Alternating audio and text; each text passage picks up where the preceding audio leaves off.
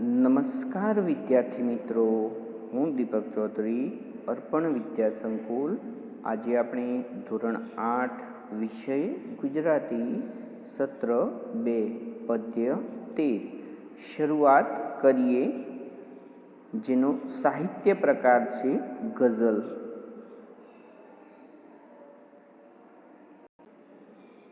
શરૂઆત કરીએ કાવ્ય એટલે કે ગઝલના જે કવિ છે એ કવિનો પરિચય મેળવીએ. કવિ હર્ષ વાડીલાલ બ્રહ્મભટ્ટ. શરૂઆત કરીએ ગઝલના કવિ કોણ છે? હર્ષ વાડીલાલ બ્રહ્મભટ્ટ. એમના સાહિત્ય પ્રકારો: મૌનની મહેફિલ, જીવવાનો રિયાઝ, આ એમના કાવ્ય અથવા તો ગઝલ સંગ્રહો છે. વિદ્યાર્થી મિત્રો, આપણે આ કાવ્યનો સાહિત્ય પ્રકાર જોયો. શું? ગઝલ છે. તો એ ગઝલ વિશેની માહિતી મેળવીએ. ગઝલ શું છે તે સમજીએ. ગઝલ એ મૂળ કાવ્ય પ્રકાર ફારસી ભાષાનો છે. હવે શરૂઆત ફારસી ભાષામાં ગઝલોની રચનાની થઈ હતી.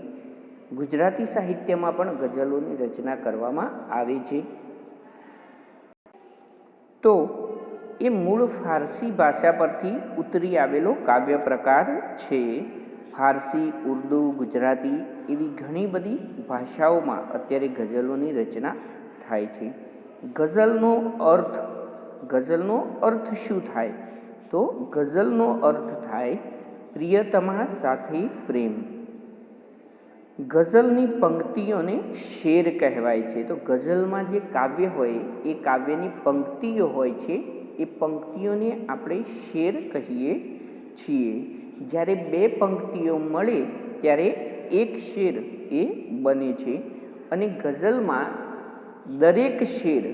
ગઝલનો દરેક શેર એ સ્વતંત્ર હોય છે, સ્વતંત્ર કાવ્ય સ્વરૂપે હોય છે. અલગ કાવ્ય તરીકે એને ઓળખવામાં આવે છે. ગઝલના દરેક શેર એ સ્વતંત્ર કાવ્ય હોય છે. અહીંયા ગઝલમાં માત્રામેળ છંદનો ઉપયોગ થાય છે. માત્રામેળ, ગઝલનો છંદ કયો હોય છે? માત્રામેળ. છંદના બે પ્રકાર હોય છે, એક અક્ષરમેળ અને બીજા માત્રામેળ. તો અહીંયા માત્રામેળ છંદનો ઉપયોગ થાય છે. ગઝલમાં રદીફ અને કાફિયા બે પ્રાસ હોય છે. પ્રાસ એટલે અહીંયા મેળ, જેમ કે લાવ્યા, ત્યારબાદ અંતમાં લાવ્યા, ગયા, આવ્યા, લાવ્યા, એ પ્રમાણે મેળ બેસાડવામાં આવે છે. શબ્દોનો મેળ એને પ્રાસ તરીકે ઓળખવામાં આવે છે.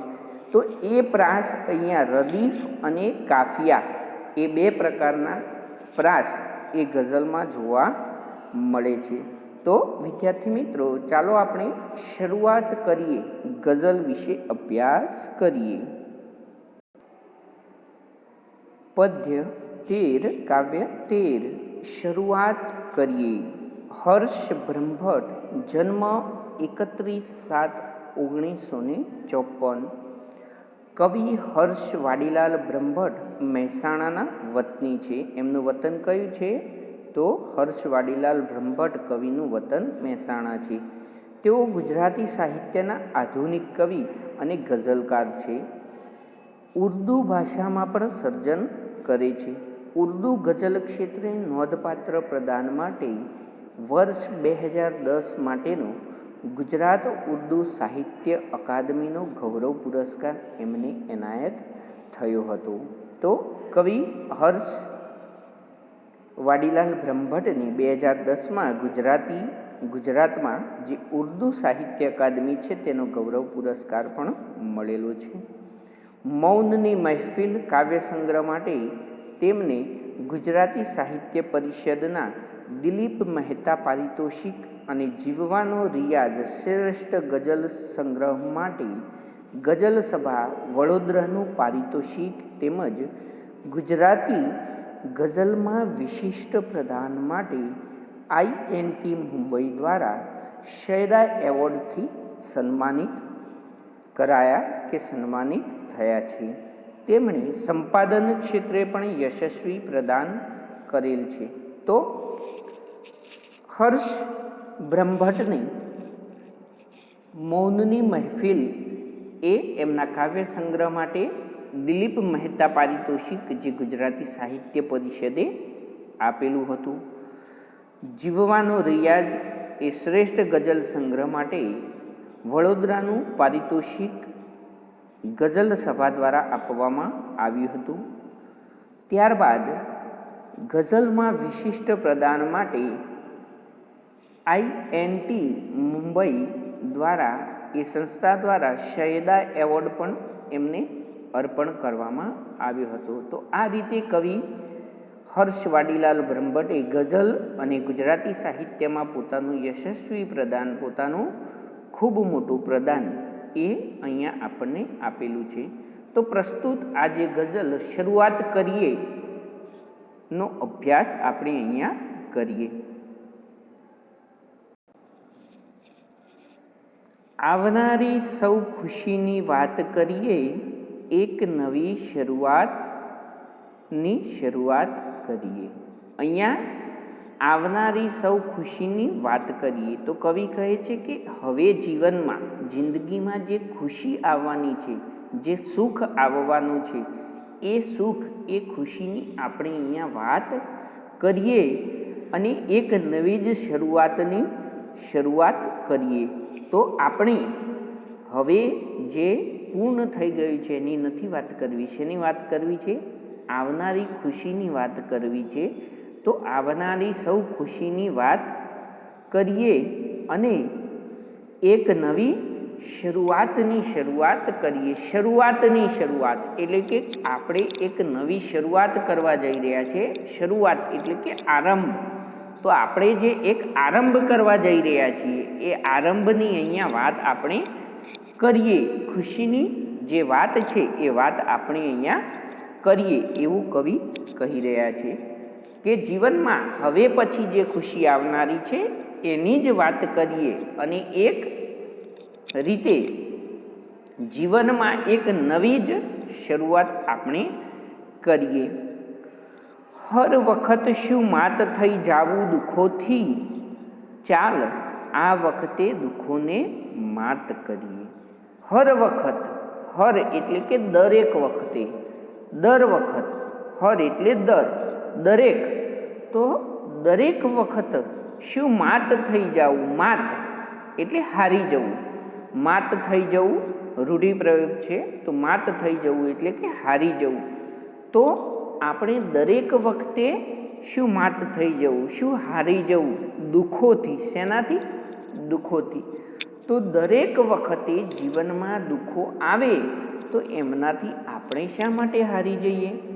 ચાલ આ વખતે દુઃખોને માત કરીએ. ચાલ આ વખતે આપણે હિંમતથી દુઃખોનો સામનો કરીએ, દ્રઢ મનોબળથી આ દુઃખોને હરાવીએ. આપણે એ દુઃખોનો સામનો કરી અને દુઃખોને હરાવીએ. ચાલ આ વખતે એટલે આ વખતે દુઃખોને માત કરીએ. દુઃખોને માત કરવી એટલે હરાવવી. તો એ દુઃખોને આપણે હરાવીએ.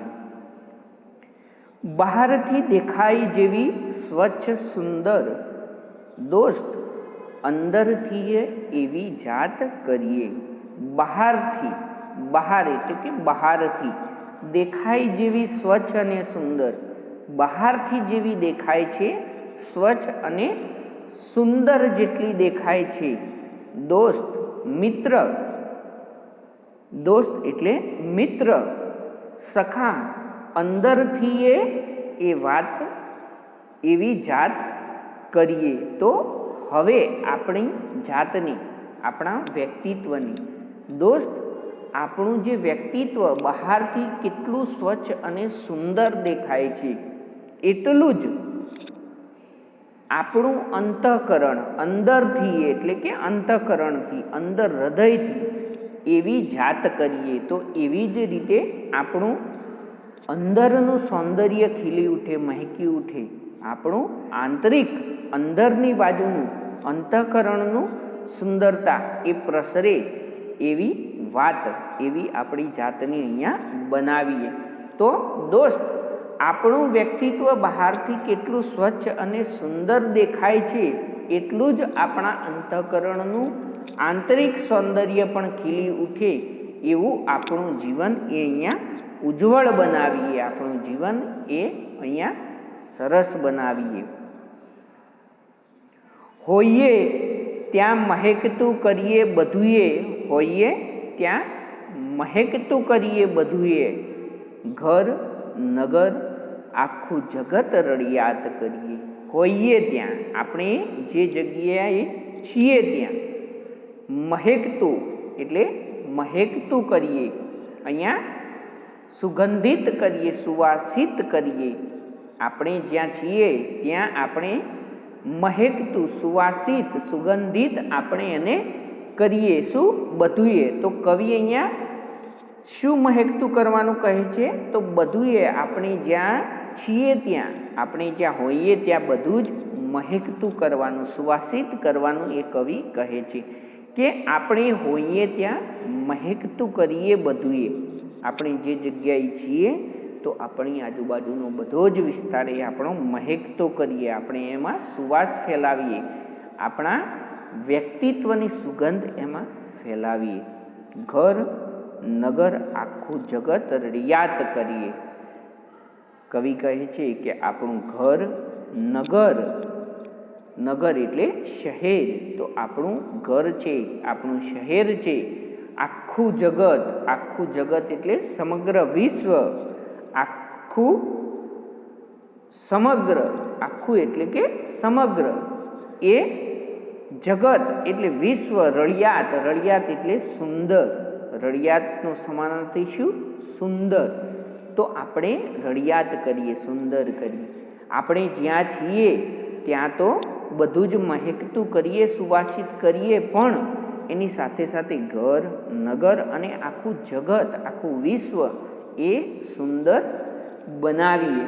તો જ્યાં આપણી હાજરી હોય છે, કવિ કહે છે કે જ્યાં આપણી હાજરી હોય છે ત્યાં આપણા વ્યક્તિત્વ, આપણા ગુણોથી એ મહેકતું કરી દઈએ, જગ્યાને આપણી સુગંધિત કરી દઈએ અને આપણું ઘર, શહેર અને સમગ્ર વિશ્વને આપણે સુંદર બનાવીએ, આપણે મહેકતું કરીએ.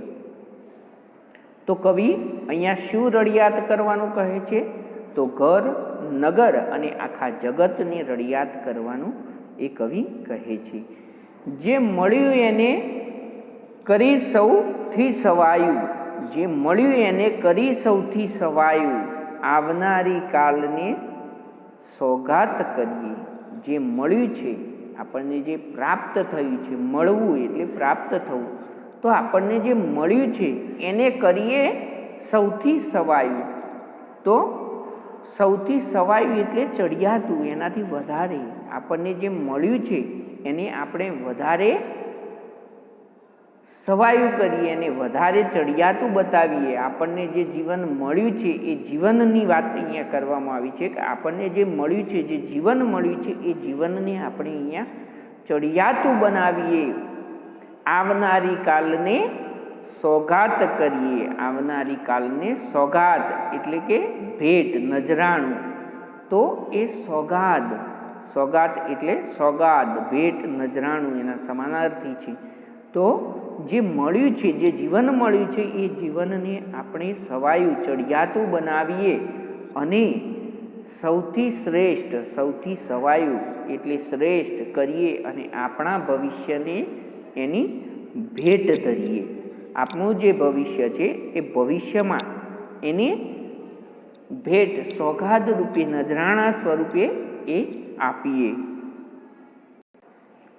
તો વિદ્યાર્થી મિત્રો, કવિ એ આવનારી નવી શરૂઆત કરવાની, આવનારી ખુશીની નવી શરૂઆત કરવાની, આપણું જે જીવન મળ્યું છે એ જીવનમાં નવી શરૂઆત કરવાની અને ભૂતકાળને ભૂલી જવાની વાત કરે છે. બીજું, બીજા શેરમાં હર વખત એટલે કે દરેક વખતે શું માત થઈ જાવું દુઃખોથી, દરેક વખતે એ દુઃખોથી હારી ન જાવું, પરંતુ એ દુઃખોનો સામનો કરી અને એ દુઃખોને આપણે આ વખતે હરાવવા છે. બહારથી જેવી સુંદર ત્રીજા શેરમાં કહે છે કે બહારથી જેવી સુંદર આપણું વ્યક્તિત્વ દેખાય છે તેવું જ આપણું અંતઃકરણ, આપણો અંદરનો ભાગ, આપણું હૃદય એવું જ સુંદર અહીંયા બનાવીએ. ચોથા શેરમાં કહે છે કે આપણે જ્યાં છીએ ત્યાં આપણા ગુણોથી, આપણા વ્યક્તિત્વથી એ બધું જ સુગંધિત કરીએ અને આપણું ઘર, નગર અને આખા જગતને એ સુંદર રળિયાત બનાવીએ, સુંદર બનાવીએ. જે જીવન મળ્યું છે એમાં સવાયું કરીએ, એ સૌથી સવાયું, એ સૌથી શ્રેષ્ઠ બનાવીએ અને આવનારી કાલને, જે ભવિષ્ય છે, આવનારી કાળ એટલે જે ભવિષ્ય છે એ ભવિષ્યને આપણે એને ભેટ સ્વરૂપે ધરીએ. અને આ રીતે સરસ મજાની ગઝલ એ અહીંયા કવિ દ્વારા રચવામાં આવી છે. પ્રશ્નોત્તરી. વિકલ્પોમાંથી સાચો વિકલ્પ પસંદ કરવાનો. તો પ્રશ્ન 1, શરૂઆત કરીએ કાવ્યનું સ્વરૂપ કયું છે? તો શરૂઆત કરીએ કાવ્યનું સ્વરૂપ એટલે સાહિત્ય પ્રકાર. તો એ સાહિત્ય પ્રકાર, સ્વરૂપ એ કયું છે? ગઝલ. પ્રશ્ન 2, શરૂઆત કરીએ કાવ્યમાં કવિ કહે છે કે, કવિ શું કહે છે? તો ભૂતકાળને ભૂલી જવાની શરૂઆત કરીએ, આવતીકાલને ઉજ્જવળ બનાવવાની શરૂઆત કરીએ, આજને સુધારવાની શરૂઆત કરીએ, દુઃખોથી નહીં ડરવાની શરૂઆત કરીએ. તો કવિ શું કહે છે? આવતીકાલને ઉજ્જવળ બનાવવાની શરૂઆત આપણે કરીએ. પ્રશ્ન 3, પોતાની જાતને કેવી કરવાનું કવિ કહે છે? તો પોતાની જાતને કવિ એ કેવી બનાવવાનું કહે છે? તો બહારથી દેખાય તેવી સ્વચ્છ, સુંદર, દુઃખોથી ડરી ન જાય તેવી, બહારથી જેવી સ્વચ્છ સુંદર છે, સ્વચ્છ સુંદર તેવી અંદરથી પણ સ્વચ્છ સુંદર હોઈએ ત્યાં મહેકતું કરીએ. તો કવિએ શું કહ્યું? પોતાની જાતને બહારથી જેવી સ્વચ્છ સુંદર છે તેવી અંદરથી પણ સ્વચ્છ અને સુંદર આપણે બનાવીએ, એવું કવિ અહીંયા આપણને કહે છે. એક વાક્યના પ્રશ્નો. કવિ શું મહેકતું કરવાનું કહે છે? તો કવિ આપણે જ્યાં છીએ ત્યાં આજુબાજુનો બધો જ વિસ્તાર, આપણે જ્યાં હોઈએ ત્યાં મહેકતું, એ સમગ્રને, બધા જને મહેકતું કરવાનું કહે છે. કવિ પોતાની જાતને કેવું કરવાનું કહે છે? કેવી કરવાનું કહે છે? તો કવિ પોતાની જાતને કેવી કરવાનું કહે છે? તો પોતાની જાતને એ જેવી બહારથી સ્વચ્છ અને સુંદર દેખાતી છે તેવી જ એ અંતઃકરણથી, પોતાના અંદરથી સ્વચ્છ અને સુંદર કરવાનું કહે છે. કવિ શેને શેને રળિયાત કરવાનું કહે છે? તો કવિ એ આપણું જે ઘર છે, નગર છે અને સમગ્ર વિશ્વ છે, આખું જગત છે, એ જગતને રળિયાત કરવાનું અહીંયા કવિ કહે છે.